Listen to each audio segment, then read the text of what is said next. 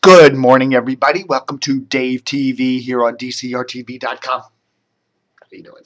Look at this. Washington Post. Probe is looking at donor governor. Big front page story about the FBI investigating Virginia's governor. And it's not on WMAL. I mean, maybe they mentioned it at 5:05 and I didn't hear the 20 seconds they talked about it. I don't know, but I'm not hearing them prominently mention that story today. Why? Oh, it's because the governor of Virginia has an R by his name. He's a Republican. They're Muslim. So Brian Wilson, Larry O'Connor, they're just muzzled. We're not going to talk about it. Now, if the guy had a D by his name, they'd be screaming and yelling and play. You know what they do on the show is they ramp it up. You know, they come out with a real don't you think the governor's a crook? And then they'd have callers call in and say, yeah. So-and-so from Stafford, so-and-so from Spotsylvania, so-and-so from Manassas, so-and-so. You know, it's always these kind of like rural towns in Virginia. But of course they're not doing that because Mr. McDonald has an R by his name. And they don't want to, you know, again, someday WMAL will have a good morning show, but it ain't there yet. We can hope. Why do I have hope for WMAL? I don't know. Maybe it's because of Mark O'Brien. Okay, I will tell you. I did talk to Mark O'Brien yesterday. Mark is the head of Cumulus. He's the manager of Cumulus here in D.C. And he was filling me in on what's going on with the whole Jack Diamond fiasco. Jack Diamond, who has a little R by his name. Now, I do not know Jack Diamond's politics. I really don't. Does he even talk politics on his show? I don't listen, but I doubt it. But anyhow, so if you're looking at this, this is a really good. This is really cool. Tom Taylor's radio's daily management newsletter. I mean, he puts out this newsletter every day, and you can get it at tomtaylornow.com. That's tomtaylornow.com. That's tomtaylornow.com. Got that website? Great. He's a great guy. 609, South Jersey, huh? Oh, whatever. I grew up there. But anyhow, if you read through here, oh, look at this. The Bert Show is coming to DC's Hot 99, or Hot 99. The Bert Show is coming to Mix 107.3. Oh, look, there's DCRTV quoted. Wow. But interesting. So I did talk to Mark O'Brien, who is the head of Cumulus here in Washington. And Mark used to be, you know, he's the guy who was behind putting Elliot on DC 101, you know, the ever popular, always entertaining Elliot. He ran WASH for many years. It's always been a successful station. Why'd I go down there? And remember the old Z104 when it was a cool station? I love Z104, the modern rock format back when Bonneville owned it.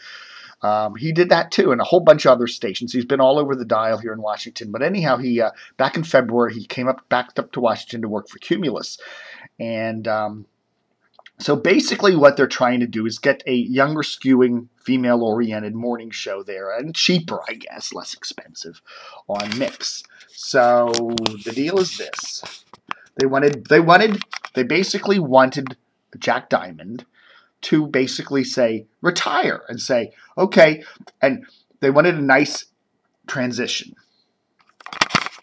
So what they wanted to do was have Jack stay on board and basically lead this transition over to Bert and basically do a friendly transition.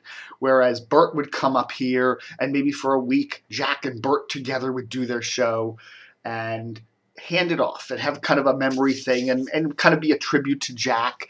And then Jack would have a retirement kind of thing and say, look, you know, saving face kind of thing. I've enjoyed my 24 years here at Mix, and it's time for me now to hand the baton over to one of my mentors, somebody who I trained, Bert Weiss. And Bert Weiss would have said, thank you, Jack. You're a gracious, wonderful man. And Jack would have left. His contract would have ended, but he would have gotten a six-figure bonus. Six-figure. That's like over $100,000. stories. Yes, Mark O'Brien tells me that they offered Jack a 6-figure bonus simply to make a friendly, positive transition to Bert. And maybe do a couple of shows with him before, they started Bert. And Jack said no. So basically, Jack doesn't get his $100,000 bonus. And it kind of comes off here's the end, basically what's for probably most intents and purposes the end of Jack's radio career significantly. I mean, he may go on to do a podcast or something, but I have to say this is, it's probably may go on to work for a station in Sacramento. I don't know. But anyhow, this is kind of the end of the major part of his radio career, and it could have gone off on a really nice note, friendly note, happy note, moving on to better things. It's been a good 24 years, but no, Jack, typical Jack. No, he's not having it. He's gonna get. So literally, Friday they just after Friday's show they just said, "You're done, Jack. Get out of here." And but anyhow, I did talk to Mark over there, and so basically, yes, Jack is gone, and Rob Carson will be doing the morning show over there at Fresh. Why am I getting all these stations mixed? At Mix Fresh Hot. Rob Carson will be doing the, and then Bert will be coming up in mid-May, do a couple shows that week here in Washington, and then, basically he'll be down in Atlanta, and the show will be piped in here. So I don't know. I look at it. I'll have to listen to Bert. I haven't really listened a lot to Bert. See what he sounds like. And but I do think it probably would be a good thing if they could do a locally based show here. But it's money, and it's a lot cheaper to pipe in a show from Atlanta. But Bert does have contacts here. Maybe someday they'll do the show. Maybe Bert will say, "Hey, I'm sick of living here in Atlanta. I'm going to move to DC." You never know. I doubt it. I mean, the real estate is so much cheaper in Atlanta. You get a huge house in Atlanta, a huge mansion in Atlanta for what a little cottage costs you here in Washington. So why would he want to move up here? I don't know. And then I'm looking at Tom Taylor now again, and look, more DCR TV. Look at that. DCR TV picks up on the morning drive disconnect between Total Traffic and Channel 7. Yeah, some other big news. A lot of big news yesterday. So anyhow, Channel 7 is going to get their morning traffic produced by WTOP. We told you that a couple years ago that, oh dear. What was a couple years ago? Channel TOP, Channel 103. They call it Channel 103.5. WTOP started its own in-house traffic department. Okay, they used to get their traffic from used to be called Metro Traffic. Now it's Total Traffic, which is now owned by Clear Channel up there in Silver Spring. They used to get their morning traffic or their all-day traffic from them. Now they get now TOP has their own in-house traffic, so they do their own traffic, and now they're farming it out. So Channel 7 now will get their traffic from WTOP. They'll have their Channel 7 traffic lady, and she'll be over there at WTOP. So that was another big news story yesterday. Not that we didn't expect that. Remember, Lisa Baden used to do the morning traffic on WJLA Channel 7.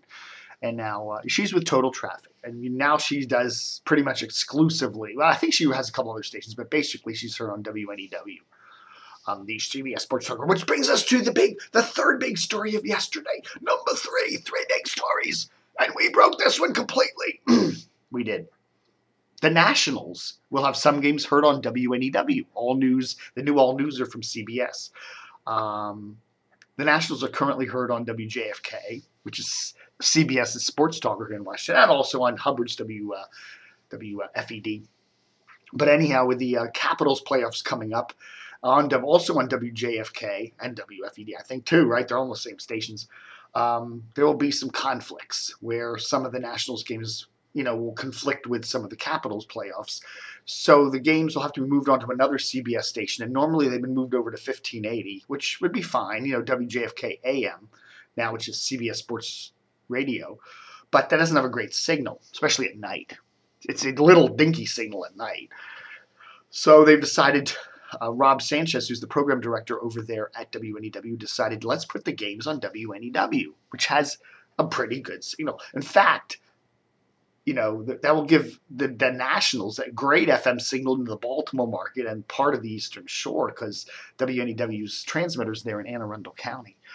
So that's kind of interesting. It's kind of interesting that they're now finally breaking format there at WTOP. I mean, they do have like 60 Minutes on there, and they have aired some press conferences and stuff like that, but they haven't really done a sports where they break the format and put sports on. It's interesting because CBS does have they have two all-newsers in New York, WINS and WCBS AM. And WCBS AM does carry the Orioles. It carries the Yankees. So they do have, and it gets good ratings. So, CBS does have experience with putting baseball and all news on the same station.